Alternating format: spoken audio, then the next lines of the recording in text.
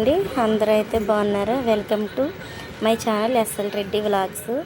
నేనైతే టిఫిన్ ఏమీ లేదు, పప్పు ఏమీ నానబెట్టలేదు కదా అని చెప్పి యూట్యూబ్లో షార్ట్స్ చూస్తుంటే నాకైతే ఒక షార్ట్ కనపడింది. వస్తాయా రావా అని చెప్పేసి నేను ట్రైల్ వేసాను, కానీ చాలా బాగా వచ్చినాయి. అదేం కాదండి, ఒక కప్పు ఉప్మా రవ్వ తీసుకొని, అంటే సుజీ రవ్వ తీసుకొని తెల్ల నూకని ఫస్ట్ మజ్జిగ కలిపి పెట్టుకొని, తర్వాత మనం కప్పుతో తీసుకున్న దాంతో సగం శనగపిండి తీసుకుని ఆ రెండు మిక్స్ చేసి మజ్జిగ వేసి ఒక పావుగంట సేపు నానబెట్టేయండి.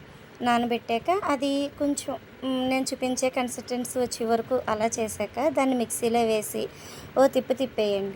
తిప్పాక అప్పుడు దాంట్లో ఉప్పు వేసి గ్రైండ్ చేసుకొని అట్లు వేసుకుని దాంట్లో టమాటా చట్నీ వేసుకుని సర్వ్ చేసుకుంటే చాలా అంటే చాలా టేస్ట్గా ఉన్నదనమాట. నేనైతే ఎలా వస్తుందో అనుకున్నాను, కానీ చాలా బాగా వచ్చింది. మీరు కూడా ట్రై చేయండి. అదిగో నేనైతే మిక్సీ పడుతున్నాను. నేను చూపించే విధంగా అయితే మీరు చేసుకోండి. దోశలాగే సేమ్ దోశల పిండికి మనం ఎలాగైతే పిండిని మనం చేసుకుంటామో ఆ విధంగానే చేసుకోవచ్చు అనమాట. అలా చేసుకుంటే మాత్రం సూపర్ టేస్టీ అయిన దోశలు అయితే రెడీ అయిపోతాయి. ఇన్ని రోజులు నేను వీడియోస్ అయితే పెట్టలేదు. ఈ రోజు నుంచి అయితే నేను కంటిన్యూగా వీడియోస్ అయితే పెడతాను. మా ఛానల్ని సబ్స్క్రైబ్ చేసుకోండి ఫ్రెండ్స్. బాయ్ అండి. నేనైతే పార్ట్ 3 ఒక ఆడపిల్ల జీవితం 3 కాడ నుంచి ఆపేశాను. ఎందుకంటే నాకు గొంతుకు ఈ మధ్య బాగోక నేనైతే చెప్పలేదు.